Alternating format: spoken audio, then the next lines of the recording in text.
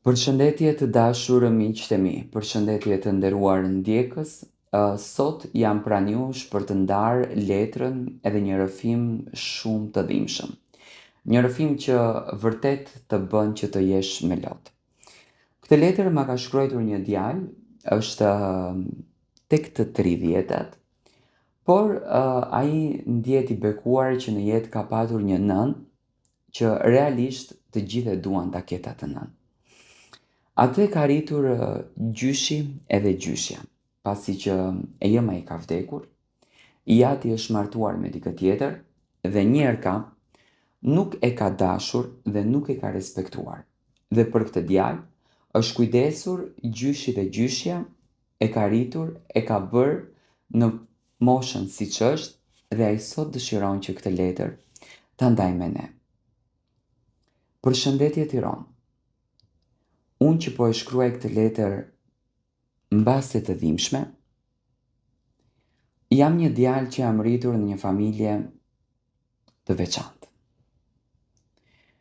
Kur e them të veçantë, e them me shumë bindje. Kam lindur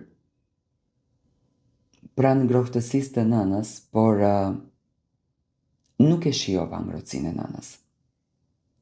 Nëna ime ndroi jetë me njëherë pas lindjes time dhe unë nuk e kam patur fatin as të marr përqafimin e saj, as të marr ngrohtësinë e saj dhe as t'i them që unë jam i biri i saj.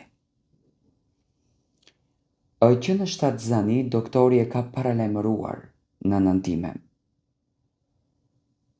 Ose do të shpëtosh ti, ose do të shpëtoj djali. Dhe në këtë rast, fati deshti që të shpëtoj unë, por e keqja ndodhi që unë humba nënën. Jam rritur me një dashuri të pakushtë. Më kanë rritur 2 njerëz që gjatë kohë nuk i kam ditur që i kam prindër, apo nuk i kam.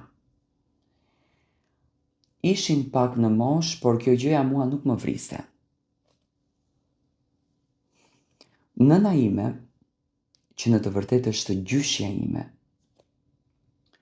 ka bërë maksimumin që mua të më rrisë me gjitha të mirat.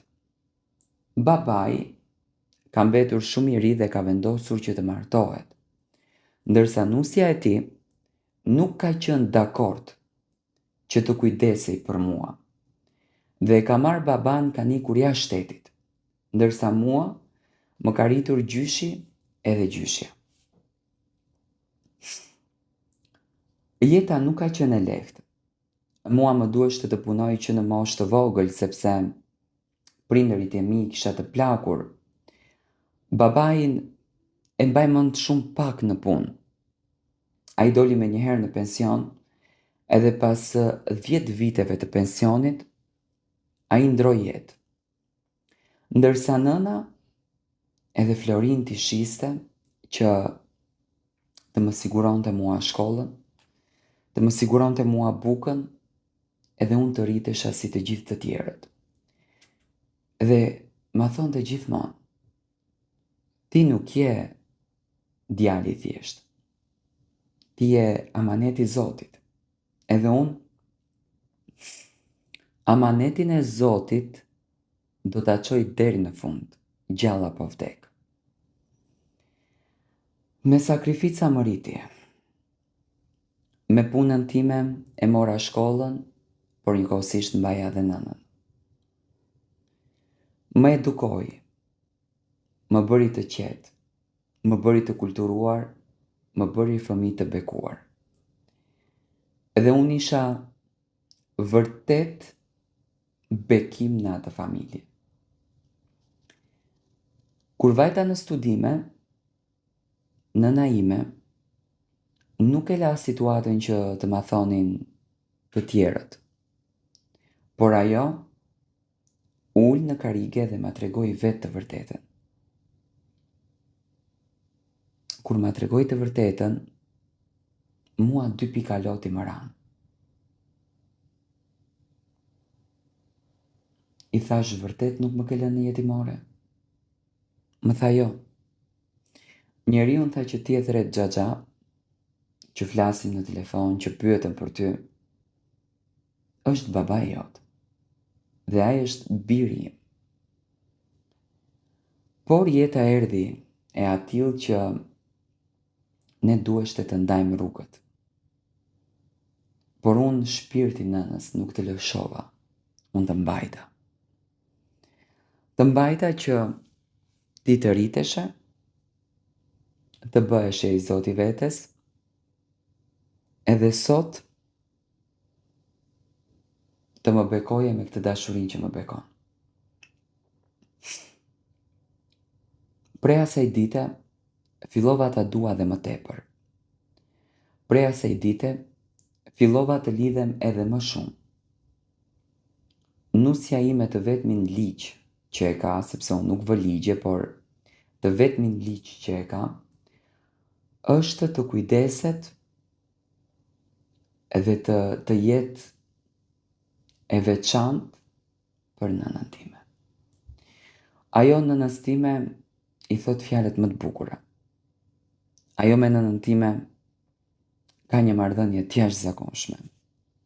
E do shumë, e respekton tepër, e nderon tepër. Edhe pse është në vite, nëna kujdeset akoma për fëmijët tanë. E luan rolin njëjtë të një nënës. Dhe unë ndjehem vërtet i privilegjuar. Sot në këtë letër dua t'i them vetëm 2 fjalë. Faleminderit oj nën. Faleminderit që nuk më lënë jetimore. Faleminderit që u rite dhe më kujdese për mua, më bëre të jem i devotshëm. Faleminderit që më ke qëndruar pranë në të gjitha ditët kur unë nuk e besoja që jeta do të më vinte në këtë formë. Faleminderit që më ke dhënë dashurinë, të cilën nuk e imagjinoja që do ta merrja. Faleminderit që u bëre nëna më e bekuar në botë. Më fal nëse të kam mërzitur, më fal që të kam lodhur. Nuk e kishe për detyrë të kujdeseshe për mua dhe nuk e kishe për detyrë të më rrisje mua. Por ti e bëre sepse ti e ndjeve të tillë. Unë të dua shumë. Je jeta ime dhe uroj me zemër gjithmonë të ta paguaj këtë vepër që ti e bëre për mua, dashurinë.